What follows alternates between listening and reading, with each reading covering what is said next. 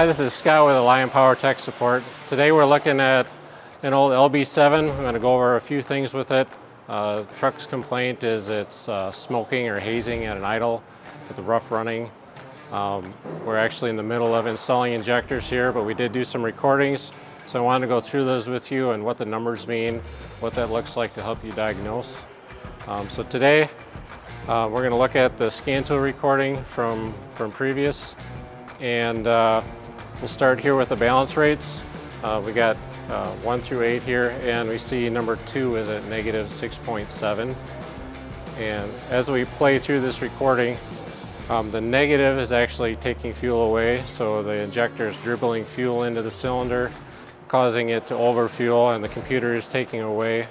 Here we can see injector number 2 command. You can see it's considerably less for the pulse width for that injector. So this is how we can tell what injector is acting up. Of course, this is a balance through all the injectors, so if they're all weak, it won't show as much. And then next we're going to go to do a cylinder cutout. And if you're on the engine, have the exhaust, and you're watching it, a lot of times you can go through, do a cylinder cutout, and see which injector is causing it. When you cut it out, it'll stop hazing. Okay, so enter the test. We can see our engine speed here, and then we go through each one, cut each one out, and see which one the hazing decreases on based on the cylinder you have cut out.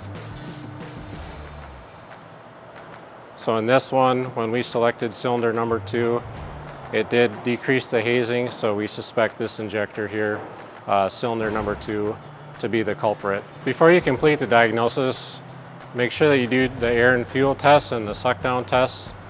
For that, you can refer to our YouTube channel for the previous video that we did take in doing that on the LB7. From here, I'll send it over to Dr. Burt to do the injector testing. Hey, thank you, Scott, for doing the diagnosis on that pickup truck.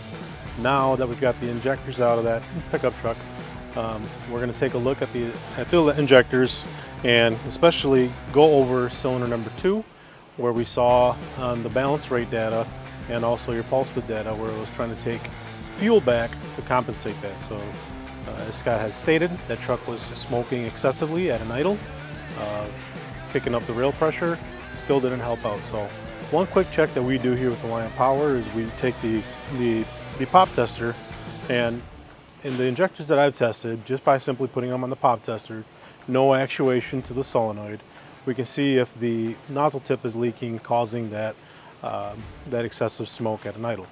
Injector out of cylinder number 2, and we'll put it on the pop tester. So basically what we're doing here is we're just going to be putting somewhere about the range of 350 to 400 bar of just straight dead oil pressure going to the injector.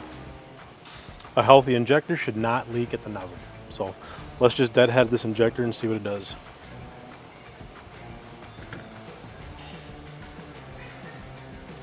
So in this case, we do have leakage at the nozzle tip, as you can see on my finger, being wet from the nozzle.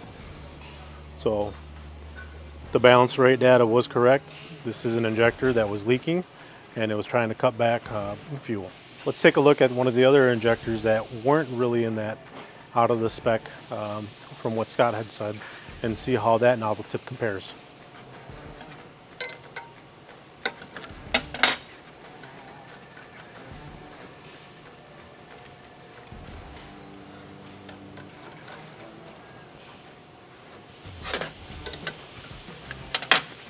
So this one here is dry. Now we'll apply pressure and check it real quick. So as you can see, a nice healthy system should have no fuel leaking out of the nozzle tip with just pressure going to it. So in other instances, we have seen on the pop tester excessive amount of return flow coming out of the return side of the injector. Same thing applies with the nozzle. If you get an excessive amount of dump coming out of the return, that injector is probably going to be bad. So if we were to take this injector that had the leaky nozzle tip onto our tester, our Bosch EPS 205 tester, at an idle, we'd probably be delivering excessive amount of fuel. So there's no need to be testing it. We've condemned it here. So now we can contact the customer and inform them our findings. If you guys have any more questions about what we talked about today, please reach out to us at techsupport@alliantpower.com and check out our YouTube channel for more tech tips. Thank you.